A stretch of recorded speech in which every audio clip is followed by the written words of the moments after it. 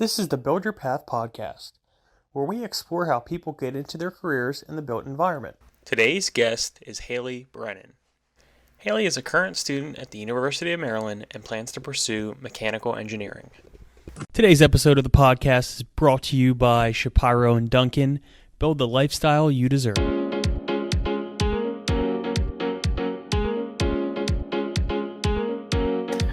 Welcome on into the Build Your Path podcast. I am your host, Matthew Pine, and my guest today is Hailey Brennan, currently an intern with Bowlin, doing applied building insights.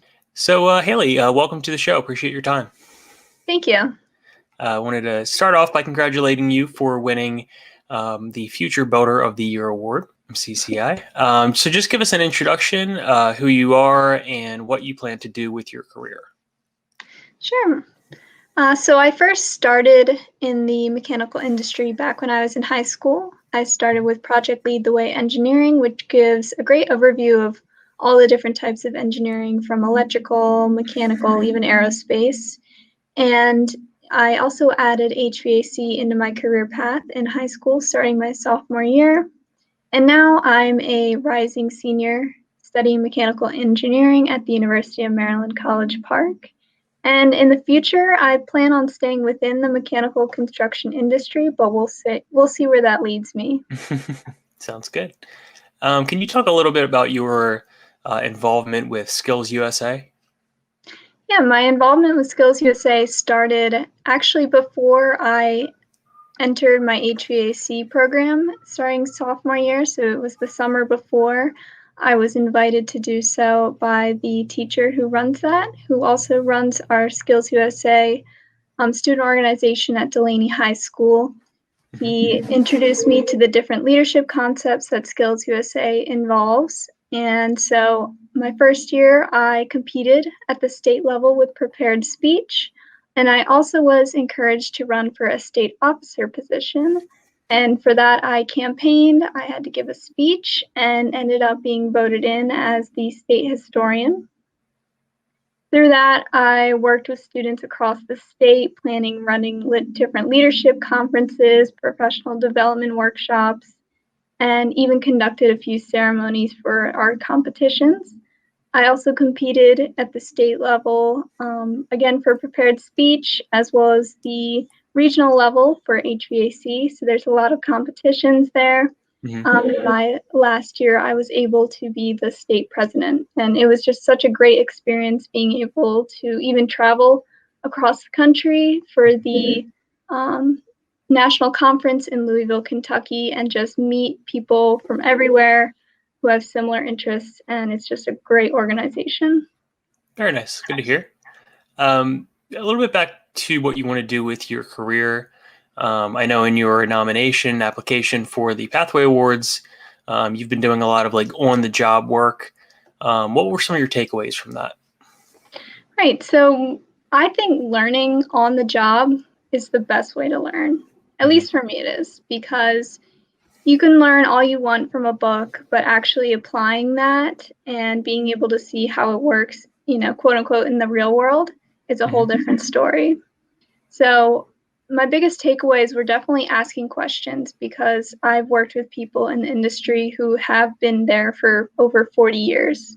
So they know a lot more than I do. And just asking those questions, a lot of them are happy to help and teach the next generation.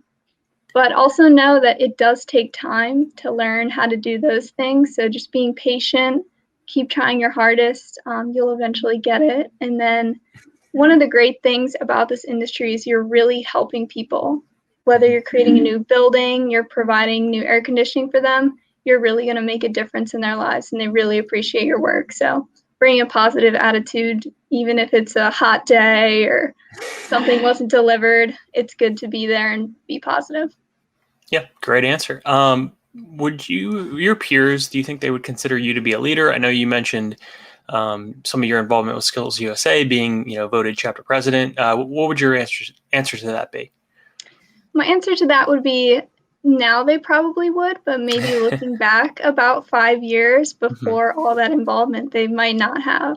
Right. It was through those involvement that I was able to develop those leadership skills, such as learning how to delegate and manage work. But, also having that internal motivation and dedication to accomplish great things is something, I don't know if you can necessarily learn, but being able to apply that definitely makes yourself a leader. Sure, absolutely. Is it important to you to be an emerging female leader in the industry? It is definitely important for me to be an emerging female leader because there's just such a big gap that we see, even in my classes as a college student in the industry.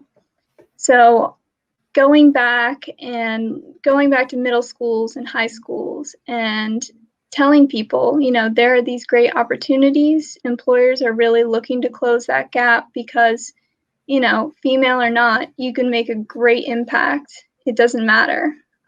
Just letting them know about those opportunities and definitely supporting them along the way can make a big difference because, without the support that I've gotten, I probably wouldn't be here.